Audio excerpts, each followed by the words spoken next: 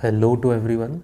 So today we are going to start ethical issues in international relations and funding.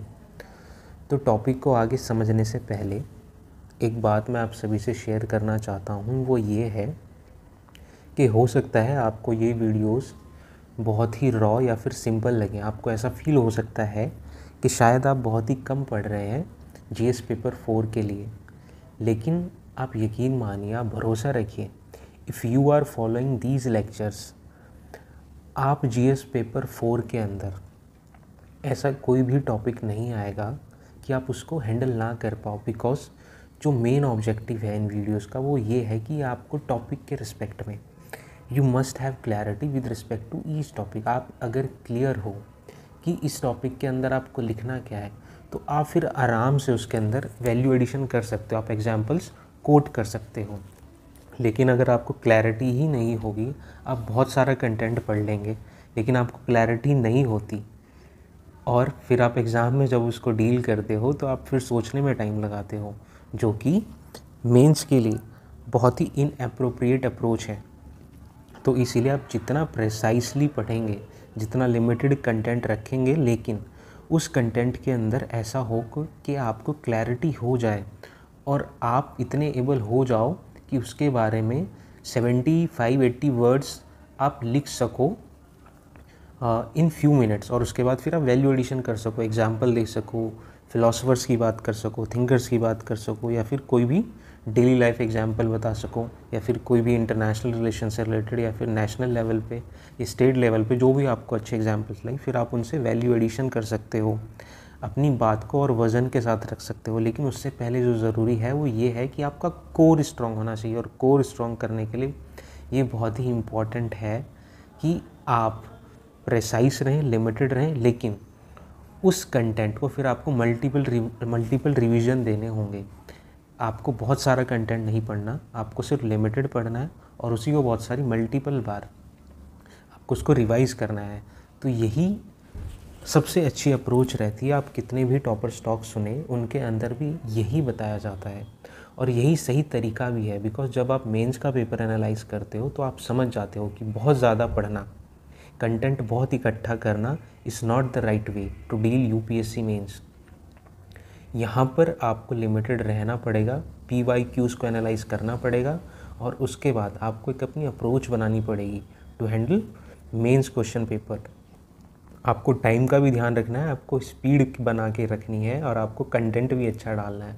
तो इतने सारे काम जब आपको एक साथ करने हों तो आप ये समझ लीजिए, अगर आप बिना प्रिपरेशन के जाओगे, बिना प्लानिंग के जाओगे, तो मेंस में आपका पेपर छूटने वाला है। It is very definite that you are going to leave 1 or 2 questions in mains if you are not well prepared. पहले से प्लानिंग करनी होगी, पहले से सारी प्लानिंग करनी होगी कि कुछ जगह पे आपको ये भी प्लानिंग करनी होगी कि कंक्लूजन किस सिचुएशन में कैसा रखना है, और किस तरीके से क्वेश्चंस को, किस टाइप के क्वेश्चंस को कैसे स्टार्ट करना है, कहाँ पे एग्जांपल्स रखने हैं। तो ये सारी चीज़ें आपको प्रैक्टिस से ही आएगी, आपको प्रैक्टिस भी करनी पड़ेगी। जितनी ज़्यादा आप प्रैक्टिस करोगे उतना ज़्यादा आपके लिए फ्रूटफुल, बेनिफिशियल रहेगा। तो सिंपल सी बात ये है, अपने कंटेंट को आप लिमिटेड रखिए, आपका कंटेंट लिमिटेड होना चाहिए। उसके बाद मल्टीपल रिवीजन होने चाहिए। मल्टीपल रिवीजन के बाद आपकी एक प्रॉपर स्ट्रैटेजी होनी चाहिए, यानी कि प्रैक्टिस इतनी हो कि आप पहले से ही इतने ज़्यादा प्लान हो चुके हों कि आप जब मेंस लिख रहे हों तो आपको कोई भी इशू ऐसा क्रिएट ना हो एग्ज़ामिनेशन हॉल के अंदर की प्रेशर की वजह से फिर आप कुछ ऐसे डिसीजन लो जो वहाँ पर आपके स्कोर को फिर इम्पैक्ट करें। तो अब बहुत ज़्यादा शायद ज्ञान हो गया, इससे ज़्यादा नहीं बात करते, थोड़ा फिर डिस्ट्रैक्शन हो जाता है। हम अपने टॉपिक के ऊपर आते हैं और बात करते हैं कि इस टॉपिक को जब डील करेंगे तो इसके अंदर सबसे पहले हम ये समझ लेते हैं कि एथिक्स इन इंटरनेशनल रिलेशन की बात ही क्यों कर रहे हैं यहाँ पर एथिक्स के पेपर के अंदर। बिकॉज बहुत ही सिंपल रीज़न ये है कि जब आप वर्ल्ड को एक ग्लोबल विलेज की तरह देखते हो, where nations are interdependent and every event has it consequences on each country directly और इनडायरेक्टली, तो जब ऐसी सिचुएशन होती है, इनफैक्ट ऐसी ही सिचुएशन, प्रेजेंट सिनेरियो ऐसा ही है। It is not an ancient civilization जहाँ पर लोग बहुत ज़्यादा दूर थे और ट्रांसपोर्टेशन इतना था नहीं, तो तो उस वजह से क्या था, कनेक्टिविटी जो थी वर्ल्ड के अंदर वो बहुत कम थी और उसका इम्पैक्ट जो होता था वो बहुत कम इम्पैक्ट होता था अगर वर्ल्ड के किसी दूसरे कोने में कुछ हो रहा होता था। लेकिन अभी ऐसा नहीं है, अगर आप किसी भी देश में कुछ होता है तो उसका इम्पैक्ट चाहे वो डायरेक्ट हो या इनडायरेक्ट हो दूसरे देशों के ऊपर होता ज़रूर है। दैट इज़ वाई अगर सारी चीज़ें इतनी ज़्यादा कनेक्टेड हैं तो अगर एथिक्स की बात करें तो एथिक्स फिर इंटरनेशनल रिलेशन से कैसे दूर रह सकता है। So that is why we are dealing here ethics in international relations and issues with funding. अब चाहे आप यूक्रेन और रशिया वाला एग्जाम्पल, अभी यही ज़्यादा पॉपुलर है तो इसलिए इसी की ज़्यादा बात हम कर रहे हैं। तो यूक्रेन और रशिया का एग्जाम्पल ले तो वहाँ पर ये है कि वॉर वहाँ पर हो रहा है लेकिन पूरा का पूरा वर्ल्ड उससे इफ़ेक्ट हो रहा है, उसके जो भी कॉन्सिक्वेंसेस है पूरे के पूरे वर्ल्ड पर पड़ रहे हैं। तो इसी वजह से हम एथिक्स की बात कर रहे हैं with respect to international relation. अब इसी के अंदर एक टॉपिक सब टॉपिक है कि aspects of ethics in international relation, यानी कि जब भी आप एथिक्स की बात करेंगे इंटरनेशनल रिलेशन के अंदर तो मेन जो एस्पेक्ट्स हैं, जो मेन पहलू हैं वो आखिर हैं क्या। सबसे पहले बात होती है पीसफुल को एक्सिस्टेंस की, तभी तो हम एथिक्स की बात कर रहे हैं इंटरनेशनल रिलेशन के अंदर। मेन मोटो क्या है, पीसफुल को एक्सिस्टेंस। फिर नेशनल इंटरेस्ट जो है उसको प्रोटेक्ट कर सके, ह्यूमैनिटी को प्रमोट कर सके, और at the last sovereignty of states, यानी कि जो सोवरेन नेशंस हैं उनकी सोवरेनिटी के ऊपर कोई भी ऐसा डेंजर ना आए, कोई भी ऐसी बात ना आए कि उनकी सोवरेनिटी के ऊपर कोई भी खतरा हो। तो इस तरीके से हम ये सब टॉपिक डील करेंगे कि जब भी aspects of ethics in international relation की बात होती है तो हमेशा इन 3-4 चीज़ों के ऊपर ही फोकस किया जाता है, पीसफुल को existence, national interest, humanity, sovereignty of states. अब इसके एग्जांपल हमने लिए पीसफुल को एक्जिस्टेंस, जैसे नॉन अलाइन मूवमेंट, नैम की बात जब हम करते हैं, सॉफ्ट पावर की बात करते हैं तो उसका मतलब ही ये होता है कि हम पीसफुल को एक्जिस्टेंस के बारे में बात करना चाह रहे हैं या फिर इसको प्रमोट करना चाहते हैं। नेशनल इंटरेस्ट को हमेशा प्रोटेक्ट किया जाता है या प्रमोट किया जाता है। For example foreign trade agreement जब होते हैं इंटरनेशनल रिलेशंस के अंदर, इंटरनेशनल सोलर अलायंस जो है वो भी तो नेशनल इंटरेस्ट को प्रोटेक्ट करने के लिए है कि एनर्जी सिक्योरिटी हो जो होगी, भले ही वो बहुत सारी कंट्रीज़ के लिए एक साथ होगी बट स्टिल हर एक कंट्री को कुछ ना कुछ फ़ायदा तो ज़रूर होगा। तो that is why I have taken ISA here. अब फिर ह्यूमैनिटी, वही फॉरेन एड्स की जब भी बात होती है, जैसे अफ्रीका के अंदर बहुत सारी चैरिटीज़ होती हैं, बहुत सारे एड्स दिए जाते हैं बाय डेवलपिंग नेशंस या फिर इंटरनेशनल ऑर्गेनाइजेशंस। अब सोवरेनिटी ऑफ स्टेट्स की जब बात करेंगे तो इसके अंदर हमने एग्जांपल लिया है कि टू टैकल टेररिज्म, जब टेररिज्म को कंट्रोल करते हैं तो ये एक तरीके से यही है कि सोवरेनिटी ऑफ स्टेट्स की प्रोटेक्शन की बात हम कर रहे हैं। अब इसके बाद देख लेते हैं इश्यूज़ विद फंडिंग। अब इश्यूज़ विद फंडिंग के बारे में जब बात करते हैं तो फंडिंग के बारे में हमेशा 3 चीज़ें ध्यान में आती हैं जब भी हम फंडिंग की बात करते हैं इंटरनेशनल लेवल के ऊपर। फंडिंग कहाँ से किसी कंट्री को मिल सकती है, या तो IMF दे सकता है या फिर वर्ल्ड बैंक या फिर फॉरेन असिस्टेंस या फिर कोई दूसरा नेशन किसी दूसरे नेशन की हेल्प जब करता है। तो इन 3 तरीक़ों से ही फंडिंग हो सकती है, या तो कोई इंटरनेशनल प्लेटफॉर्म पे इंटरनेशनल इंस्टीट्यूशन हो तो वो या तो वो फंडिंग दे, या फिर कोई दूसरा देश किसी दूसरे देश की मदद कर रहा हो, फॉरेन असिस्टेंस हो, तो इसी तरीके से फंडिंग हो सकती है। अब इसके अंदर इश्यूज़ क्या हैं, जब हम IMF या फिर वर्ल्ड बैंक की बात करें तो इनके अंदर होता क्या है कि बहुत सारी लिमिटेशंस लगाते हैं over economic policy of that nation to which IMF और वर्ल्ड बैंक गिविंग लोन। जिनको भी ये लोन देते हैं उनके ऊपर कुछ लिमिटेशंस लगाते हैं इकोनॉमिक पॉलिसीज़ के ऊपर। फॉर एग्जांपल 1991 के अंदर जब इंडिया के अंदर BOP क्राइसिस आया था, बैलेंस ऑफ पेमेंट क्राइसिस आया था, तो IMF से मदद ली थी इंडिया ने। तो IMF ने जब मदद किया था, जब सपोर्ट की थी, तो उन्होंने कुछ कंडीशंस रखी थी। For example macro economic stability programme था, एक स्ट्रक्चरल एडजस्टमेंट प्रोग्राम था। मैक्रो इकोनॉमिक स्टेबलाइजेशन के अंदर तो यहाँ तक इन्होंने बोला था कि आप डीवैल्यूएशन करिए, यानी कि करेंसी इंडियन रुपये को आप गिराइए। तो इस तरीके के ये फिर कंडीशंस रखते हैं। तो ये भी एक क्या है, एक इशू है विद रिस्पेक्ट टू फंडिंग। अगर आप IMF से लोन लेते हो, वर्ल्ड बैंक के अंदर क्या है कि हमेशा ये बोलते हैं कि डेवलपमेंट के लिए या फिर पॉवर्टी रिडक्शन के लिए ही सिर्फ ये लोन देते हैं, लेकिन जनरली होता क्या है कि जो इनकी हमेशा बायसनेस देखी जाती है towards the interest of developed countries, यानी कि इनके जो जब भी ये कोई डिसीजन लेते हैं या फिर कुछ भी ऐसा काम करते हैं, कोई भी प्रोग्राम या फिर जब लोन भी देते हैं, तो हमेशा ऐसा इनके ऊपर एलिगेशंस आते हैं, या तो इस सोवरेनिटी को किसी भी देश की इम्पैक्ट करते हैं, या फिर हमेशा इनका जो डिसीजन होता है वो बायस्ड होता है towards vested interest of developed countries.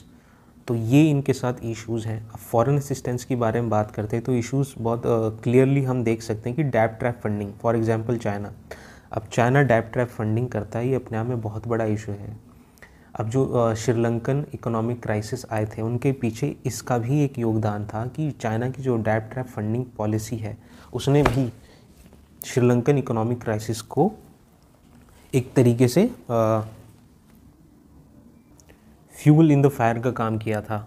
और बात करें तो जब हम बात करते हैं एनजीओज़ की, तो फॉरेन फंडिंग जब एनजीओज़ को होती है तो ये भी अपने आप में एक बहुत बड़ा इशू हो जाता है, बिकॉज इनके ऊपर भी एलिगेशंस आते हैं कि जो फॉरेन फंडिंग होती है एनजीओज़ के अंदर, उसका जो यूटिलाइजेशन होता है फिर against the government of nation या फिर अगेंस्ट द नेशन होता है, प्रोपेगेंडाइजिंग होती है, या फिर हवाला ट्रांजैक्शंस की भी कभी कभी बात की जाती है एनजीओज़ को जब फंडिंग होती है।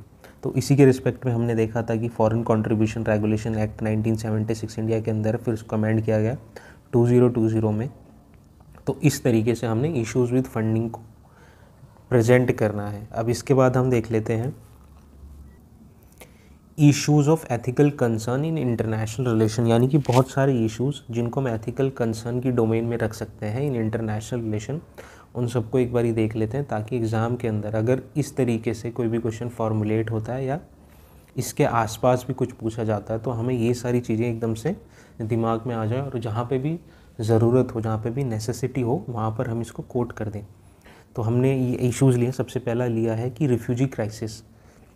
रिफ्यूजी क्राइसिस बहुत ही कॉमन और हमेशा न्यूज़ में रहने वाला एक इशू है जो इंटरनेशनल रिलेशंस में जिसकी हमेशा बात की जाती है।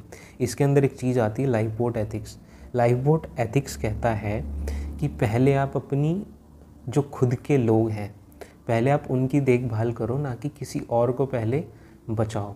अगर आप खुद की देखभाल ही नहीं कर पा रहे हैं, अपनी नाव को नहीं, अपनी नाव के अंदर अपने लोगों को ही नहीं अच्छे से संभाल पा रहे हो, तो कोई ज़रूरत नहीं है कि आप किसी और को भी अपनी नाव के अंदर एंट्री दो, अगर आपकी नाव पहले से ही अनस्टेबल है।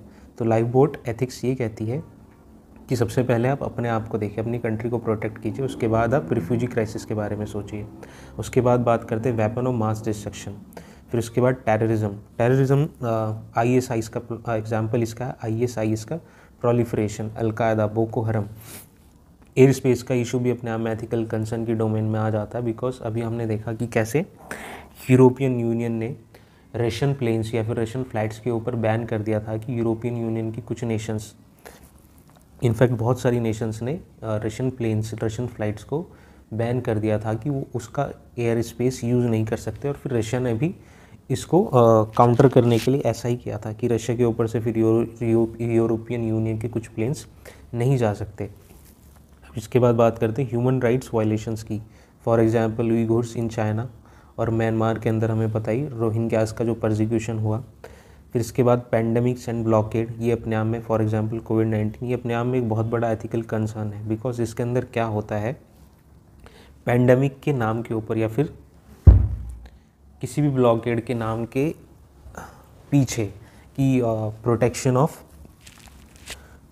Of citizens of the country, इसके नाम के ऊपर बहुत सारी ऐसी एक्टिविटीज़ की जाती हैं जो अपने आप में बहुत अनएथिकल इन नेचर होती हैं।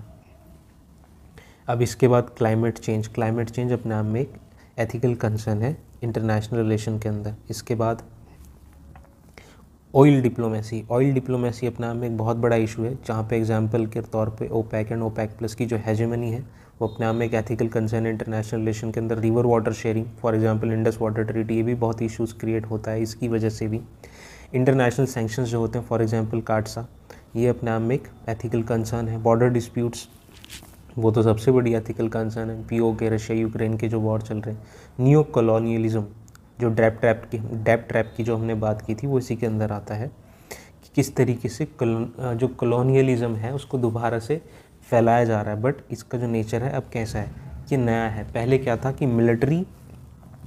मिलिट्री का यूज़ करके किसी भी एक नेशन को अपनी कॉलोनी बना लिया जाता था, लेकिन अब यहाँ पर मिलिट्री का यूज़ ना करके पैसे का इस्तेमाल किया जाता है और डेप्ट के अंदर उनको बांध के फिर एक तरीके से अपनी कॉलोनी की तरह इस्तेमाल किया जाता है। So this is new colonialism. Cyber crime, hawala transactions, narcotic trade, for example golden crescent, golden triangle, तो ये सब क्या है, एथिकल इश्यूज़ हैं in domain of international relations. अब इस टॉपिक को आप कंक्लूड कैसे करोगे, तो उसका एक कंक्लूजन देख लेते हैं कि to sustain human existence on this planet, ethics in international relation and international funding is sine qua non, यानी कि एब्सोल्युटली नेसेसरी है ethics within international relation या फिर इंटरनेशनल फंडिंग के अंदर। क्यों? ताकि ह्यूमन एग्जिस्टेंस रह सके प्लैनेट के ऊपर। बिकॉज जो एथिक्स है वो रिजॉल्व करता है बहुत सारे डायलेमास, डिस्प्यूट्स को बिटवीन द कंट्रीज़, जिसके एग्जाम्पल क्या है, जैसे अगर एथिक्स इन इंटरनेशनल रिलेशन की वजह से कैसे कैसे रिजल्ट्स, कैसे कैसे आउटकम्स आए हैं, Paris agreement, CBDR, common but differentiated responsibilities, UNHRC, human rights commission, non align movement, Wassenaar arrangements, export control regime का जो एक पार्ट है। तो इस तरीके से अगर एथिक्स रहता है इंटरनेशनल रिलेशंस के अंदर, तो बहुत सारे डिस्प्यूट्स और बहुत सारे इश्यूज़, बहुत सारे एथिकल कंसर्न को हम बहुत ईजीली रिजॉल्व कर सकते हैं। सो यही था इस पूरे टॉपिक के अंदर। तो that's it for this lecture. Take care, bye bye, have a nice day.